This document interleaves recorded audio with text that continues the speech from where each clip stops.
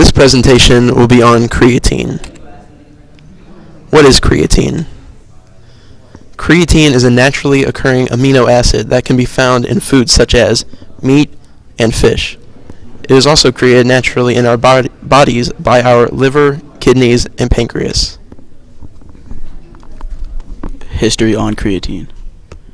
Creatine was discovered in 1832 by a French chemist by the name of Michael Eugene Chevreul.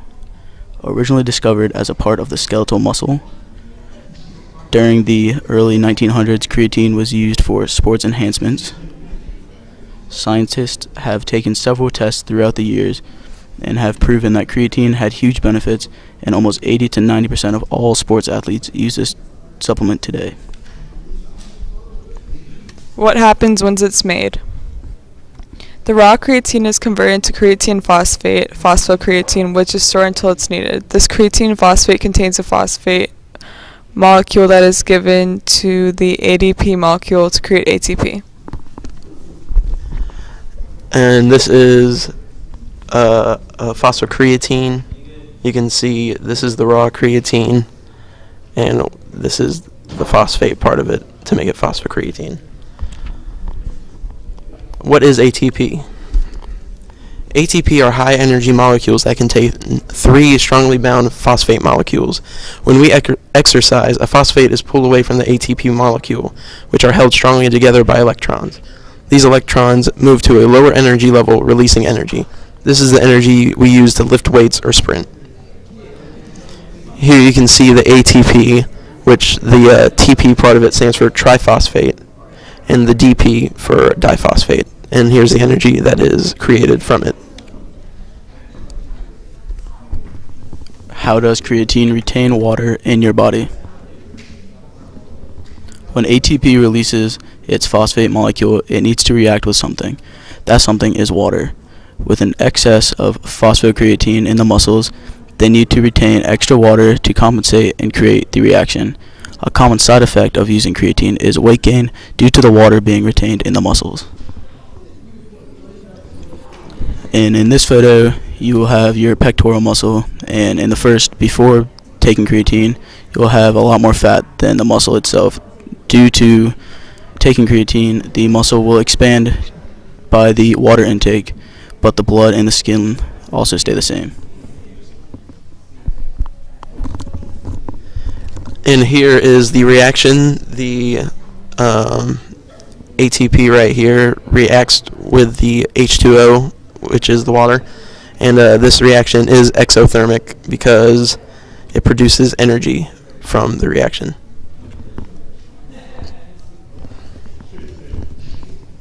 What are the benefits of using supplemental creatine? Creatine has been proven to increase strength jolts when performing high-intensity workouts, improve sprint speeds and jumping height, boost testosterone, improve neurological performance, improve memory, increased focus, and quicker processing of information, greater productivity, increased muscle mass and strength, less tired, muscle pain relief, faster recovery, and reduces the effects of aging. The negative effects of taking supplemental creatine. Some side effects of using creatine has included cramping, dehydration, nausea, indigestion, weight gain due to water retention, anxiety, difficulty breathing, diarrhea, fatigue, headache, fever, kidney problems, and a rash. Why can't I just eat fish and meats? Even though meats and fish contain creatine, which will help to recover from working out, taking supplemental creatine will give you the excess creatine to ensure that no matter how hard you work, your muscles will be able to get the job done and will allow you to push through any workout. Is it legal? Yes, creatine is legal all over the world, and it is an over-the-counter supplement available to anyone, and it is allowed in the NFL, MLB, NBA, and other major sports. NCAA no longer allows the use of creatine until recently. They changed it to be illegal for any athlete to use it. How much does creatine cost? The price of creatine can range from $400 to $400. It is believed that the more expensive the creatine, the better, but that is not the case. The truth is that the creatine you buy from Walmart or GNC is almost the exact same thing as the expensive stuff. The only difference is that the more expensive creatine dissolves better in liquid.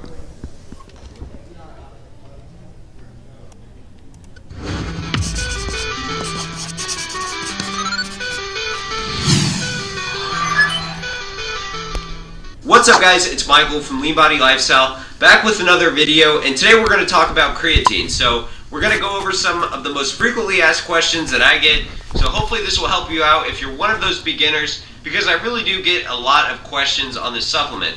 And that's a good thing because creatine is probably one of the most researched supplements out there, and it's proven to be one of the most effective also. So if you're on a tight budget and you're looking to buy supplements that will actually help you, creatine is definitely one that you should consider investing in. So the first thing that I want to say is creatine is not a steroid. It's not just going to give you huge muscles by taking it. Basically all it does is it's going to give you more strength and power in the gym, which will help your performance and hopefully will help you get muscles in the long run. But just by taking it, you're not going to get muscles, obviously. So throwing that out there, just a little disclaimer. But how much creatine should you take a day?